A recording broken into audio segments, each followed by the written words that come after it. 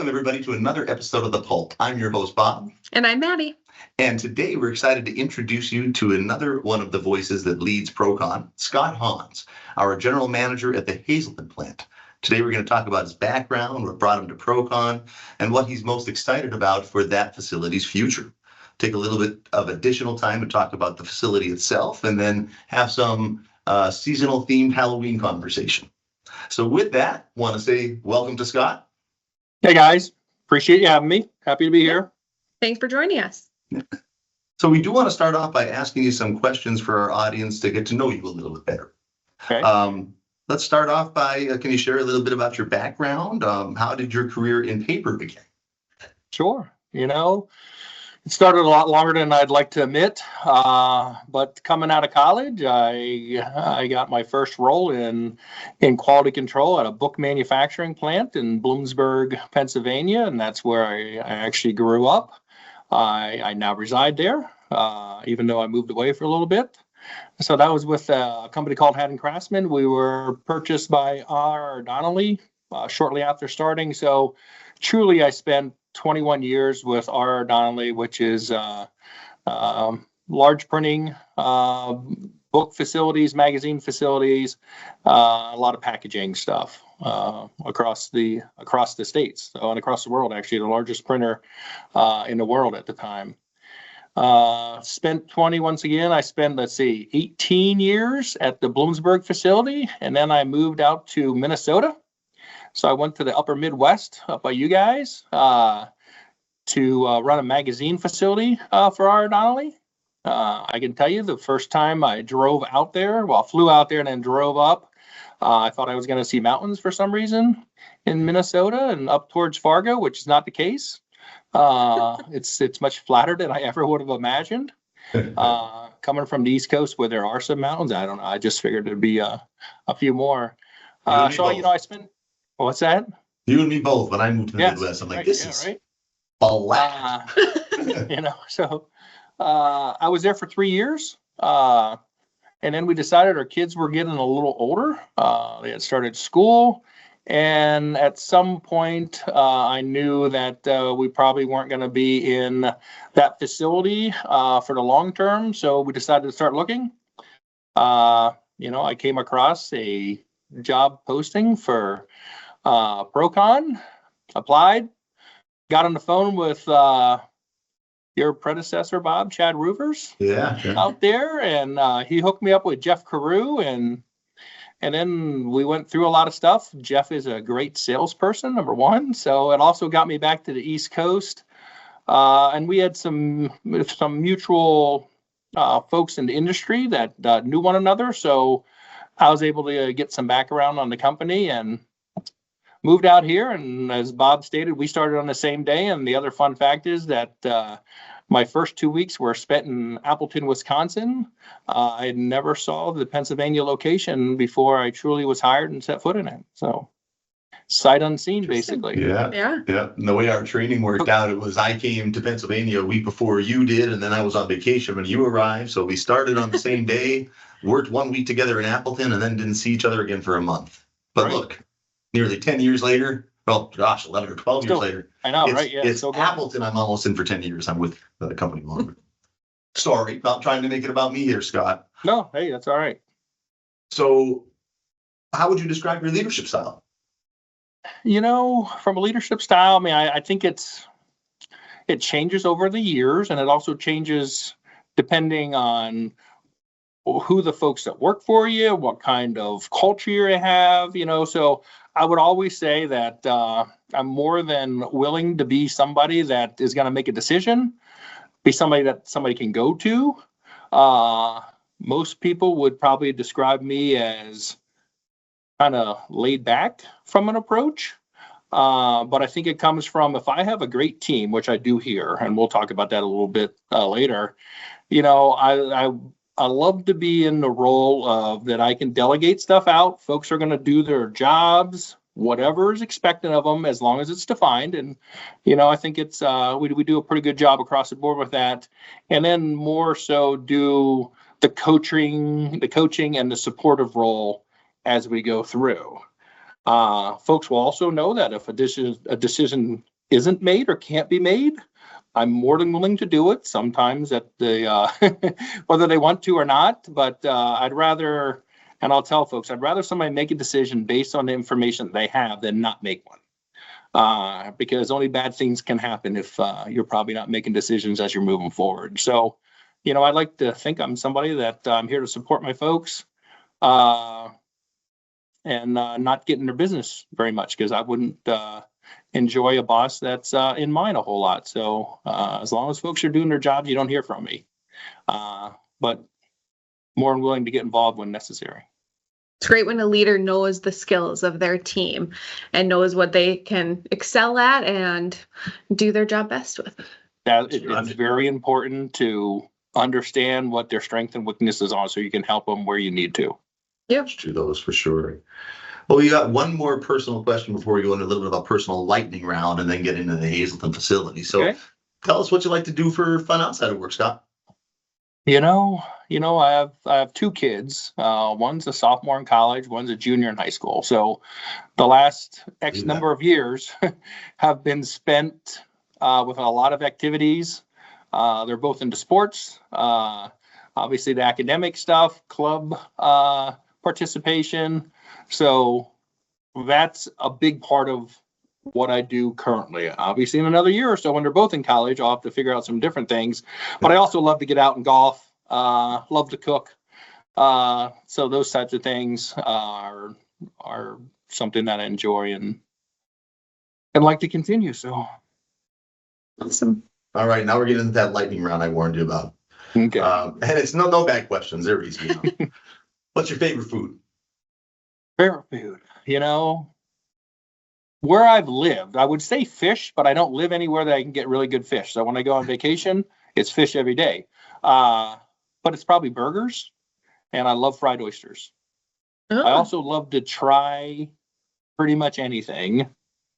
And example being when Mike Kerson's around, he also likes to try stuff with me. So we were out with some customers and got some bacon wrapped liver recently, which doesn't sound good. However, I enjoy liver and I enjoy bacon. You put the two together, it's pretty good, by the way. So if you ever see it, you might want to try it. From what I understand, many of the things that come off of Mike's grill are the favorite foods of people. Yeah, I'm a foodie, so I enjoy a lot of that stuff. How about sports? What's your favorite sports team? Well, football, it's the Dallas Cowboys, which kind of helped you guys out this year. I mean, I'm sure it'll be a headache. It'll be a headache after a while, I bet. It was starting to be a headache for the Cowboys and the Philadelphia Phillies. So I'm a huge baseball fan and football fan, but I probably watch 90% of the games throughout the season. That's a lot of games to sit down. My wife gets a little frustrated here and there, but she's a huge fan also. So we kind of get along with it. Nice. Makes sense. Harry Callis was the background, just about every family dinner in the Gresh house when I was growing up in PA. So I know that feeling. Absolutely. Hobby, hidden talent? Well, I'll go back. I mean, I enjoy cooking a lot of different stuff. So I don't know if I really have a hidden talent, but I feed my family and friends, I think, extremely well. What's your favorite food to make for people then? Oh, Lord. I'm going to go back to, I make a great brisket, I believe. So we're making when you're making a big meal, those types of things. But also just, you flatten some pork ribs out. You can get the country style cut. You flatten those out. You bread them. You make a little sauce for them. Fry those up and have a little schnitzel, basically, but more Pennsylvania style. Oh, interesting. I've never heard of like fried ribs like that before. I don't know is that like from around that area thing or stop by Scott's next time and it's a country style rib, so you get ones without the bone, but it's the rib meat that you pound out, and it's just more tender than if you're using like a loin piece or something to pound out. Sure. Interesting. Probably a good amount of podcast listeners trying that out in the next few days. There you go. Good. All right. Well, now that we've learned more about Scott, and thank you for all that info, let's turn our focus to the Hazleton facility. It's one of ProCon's largest and continuously growing locations, and got a lot of exciting things happening now and upcoming in the future. So can you start by just giving us a quick overview of the facility as far as what products are produced and operations that take place there? Sure. So in case folks don't know, I mean, we have three buildings in the Hazleton area. They're roughly about a half a mile apart, so it's not that we can't just walk across the street to them. So we're driving to them. We have our own shuttles, as most facilities do. We shuttle the product where it needs to be. One of the buildings is strictly warehousing, 100%. And then the other two have some type of manufacturing in and partly warehouse. Each building is probably 30% operations, 70% warehousing. As we go through it, it's roughly about 650,000 square feet total between the three. We have 6 sheeters, 2 rewinders. We also do cartoning, both the smaller digital size and the larger folio. So we kind of run the gamut of the products. We do a lot of, from a product base, we do a lot of lightweight papers that we hadn't done in the past, but it's more for the book printing industry. And we still do a lot of packaging grades. So, but as we go through, I see the book printing segment growing a little bit faster than the packaging side, at least in the East Coast. Interesting. The good thing about Hazleton, I mean, we sit 2.5 hours from a lot of the major cities in the East Coast. I mean, you talk New York City, you talk Baltimore, you talk Washington, Philly.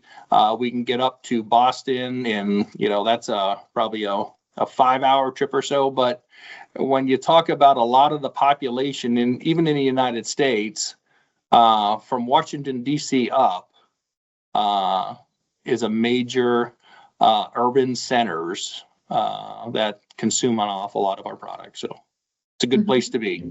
Hazleton is always, when they do studies, it's always a place where, from a distribution standpoint, a lot of companies want to place it because you have Interstate 80 going east-west, you have Interstate 81 going north-south, and you're in the northeast with all the urban centers. So it's always a place folks will want to be, but it also gives us challenges because a lot of folks are fighting for the same workers. So, Very true. Yeah. Little fun fact of the area. That's why there's a popular restaurant called Top of the 80s that actually sits and overlooks where 80 and 81 intersect. And they've got Thanksgiving dinner year round is my favorite plate there. So there's my plug for. And it's a beautiful view to look down the valley. So if you ever go there, make sure you ask to be on the right side of the hotel. Yeah. So you can see it. Yeah. You either got a parking lot or you have a great view. So you talked a little bit about with that location. So how does the Hazleton how does it fit into the ProCon network? Yep, and talking about the being the East Coast hub. So a lot of the products that we do here are also similar stuff produced in Appleton, Beaver Dam, Little Chute. I mean, we're the East Coast hub of that. And so customers that we all deal with can bring base stock into us via rail or obviously truck, and then we can distribute it out. We also do most of the work for our European partners. That base stock is coming into either the port in Philadelphia or the port in Baltimore. So we're able to get that into our facilities relatively quickly, store the paper for them, and to be able to distribute on the East Coast. Excellent. So we know there's some exciting things happening at the Hazleton facility. What does growth look like within the next year? Does that growth include any new equipment being installed? If so, what type of capabilities might that bring? Loaded question. Sorry. Yeah, the biggest thing we're going, and we're in the midst of it right now.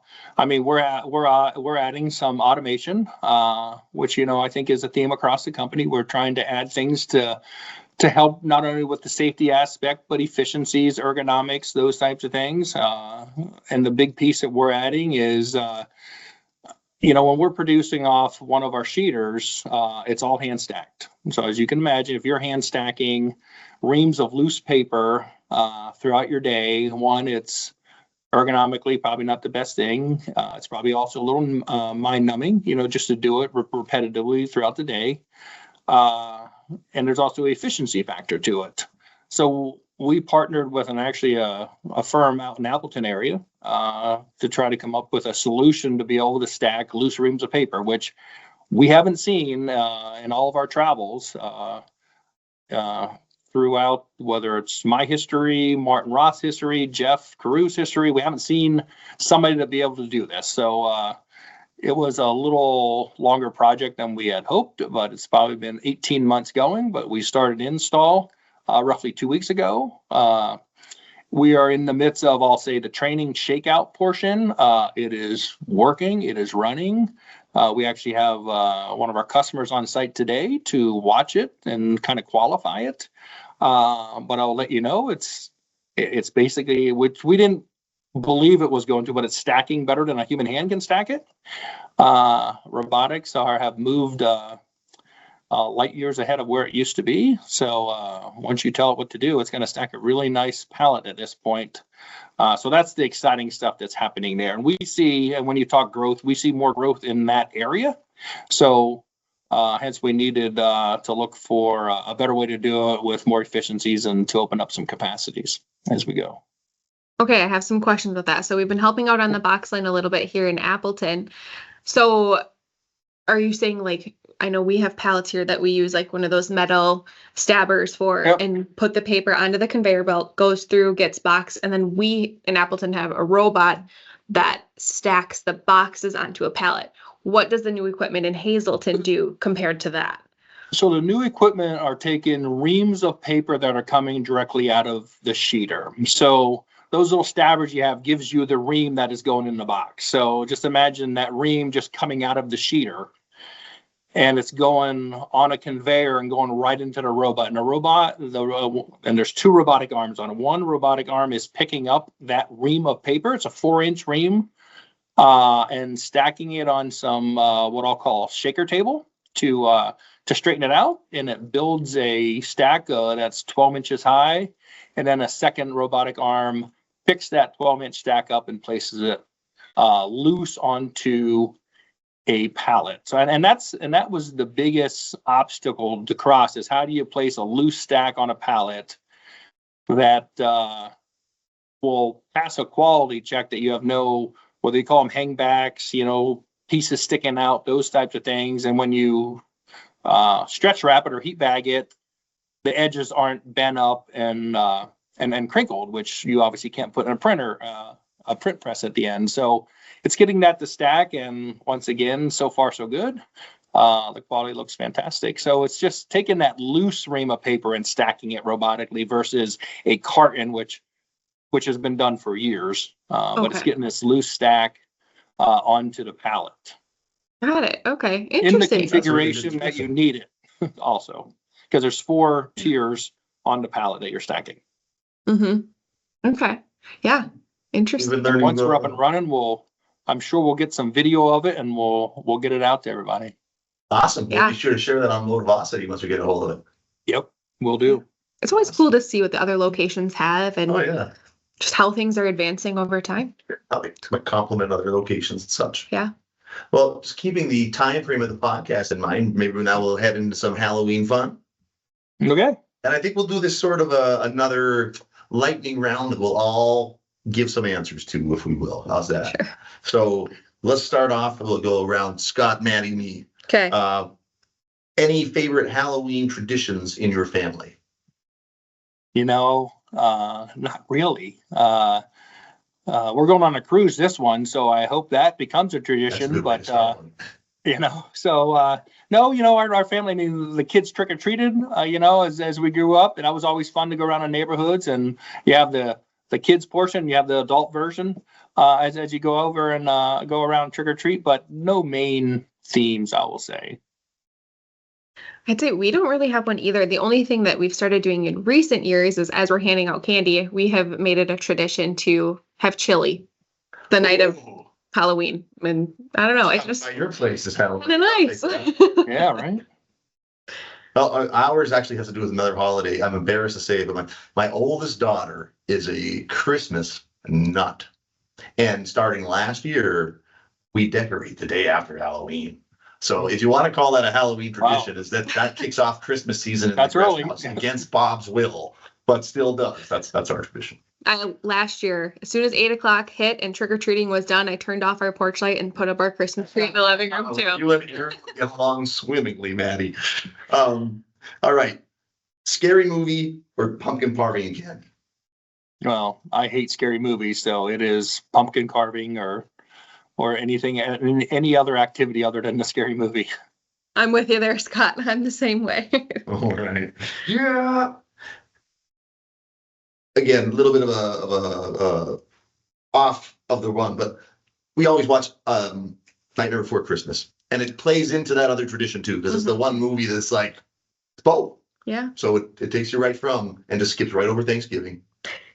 Go to Halloween candy or candy in general if it's not a Halloween. Oh, Hershey, a good old fashioned Hershey chocolate bar is number one, followed close by Reese's peanut butter cup. But the Hershey chocolate bar, always number one. Yeah. I would say Reese's peanut butter cup, but it has to be the shape ones, not the original circular ones. I think like the pumpkin shaped correct. ones, The shaped Yeah. ones taste They hit better now. different. they They are. do. They are More peanut so butter. much better. Well, I'm a candy addict, so in general it's Skittles, but if I'm going to go specific to Halloween, I do enjoy candy corn as my Halloween candy. I wouldn't eat it any other day of the year. But do you know, fun fact, if you actually put the candy corns, like face them in a circle, and then keep piling them on top, they actually will make a cob of corn, and that is why it's called candy corn. I think you're making that up. No, you I'm go gonna for it. have to Google that one. Have you ever had a costume that either stole the show or flopped? You know, this is half funny, half embarrassing. However, I did dress up as Robin Hood one time. However, more people thought I was Shrek versus Robin Hood. Just how the costume was. I thought it was a really good Robin Hood, but apparently not. And it was the time the Shrek movies were out. And after you look at them both and thinking, well, they kind of wear the same stuff, but Yeah. yeah. That's pretty good. I had one costume. I mean, this was back when I was in middle school, but it was an inflatable sumo wrestler costume. So we had our hair back in a tight bun, and that was a fun one. Yes. I was related to yours. My wife and I, when we were just married, she had an aunt and uncle that were like 7 Stars members at Harris, and they got invited to a Halloween party there, and they invited us as guests. So we spent $25 a piece and rented costumes that were Shrek and Princess Fiona. And my Shrek costume, even though I rented it, was on point, and we won $1,000 with that $50 Wow. costume one. So we stole the show once. You know, a big built-in belly. I shook it all around and danced my butt off. It's pretty fun. Nice. All right. Favorite fall activity outside of Halloween, and we'll close it with that. Well, I don't know if I have one. I've been watching soccer and football with my kids in the fall for the last number of years. So, you know, outside of that, you know, hunting season starts, you know, so you always start getting into those types of things. Yeah, I would say I love looking at the fall colors and going places where you have a good view of the colors. Or it's always a tradition to go up north hunting with my dad every year. So that's kind of just an annual fall tradition that we have that I always look forward to as well. Nice. I'm an October baby, so that fall's my jam. I love everything about it. I love when the hoodies get to come out. I like everything pumpkin spice. When it comes to fall, I am a pair of Ugg boots away from being a basic chick, if you will. You know, I love all that stuff. So, I'll have to add, everybody here knows that I do not enjoy pumpkin spice. So you can make anything baked goods as long as it doesn't have a pumpkin spice flavor in it. Yeah. But I'm very limited to it. Like I it's got to be in season. I don't want it before summer is officially ended, and I don't want it a day after Thanksgiving. So Yeah. Are you an apple fan then? You know, it's funny. I like pumpkin. I just don't like the pumpkin spice portion of it. Like, I love pumpkin pie as long as you don't put the spice in. That's I love fair. pumpkin That's cookies, fair. chocolate chip cookies. But I like apples. Yeah, you know. Yeah. But you know, Okay. Well, shoot, it's been a pretty fun podcast. I want to thank you for joining us, Scott. Yes, thank you absolutely very much. Yeah, enjoyed thanks it. everybody for tuning in. Hope you enjoyed getting to learn a little bit more about Scott, the Hazleton facility, our Halloween and fall. That reminds me, we need people to go out and vote on Motivosity for our Halloween costume contest and pumpkin carving. Yeah, we have a couple pumpkin carving submissions. I don't think we've had any costume submissions yet, but there's $25 up for grabs for each one. So if you post it on there, make sure you go and like other people's posts. The ones with the most likes will get. Have that paper with the name and the date so that we know it's you and that it's recent. Yep, and then whoever has the most likes will get a $25 gift card, one for the costume and one for the pumpkin carving. If we don't get many more entrants soon, you're going to have to deal with seeing Bob's annual Jack Skellington costume and see if I can win. All right. All right. Well, thanks again, everybody. Tune in for the next episode of the Pulp. Scott, Maddie, everyone. Till next time. Stay safe. All right. Stay curious. Yeah, I forgot our tagline. Stay safe, stay curious, and Keep making ProCon great. All right. See you guys. Appreciate it. Thanks, Scott. Thanks, Scott. Bye.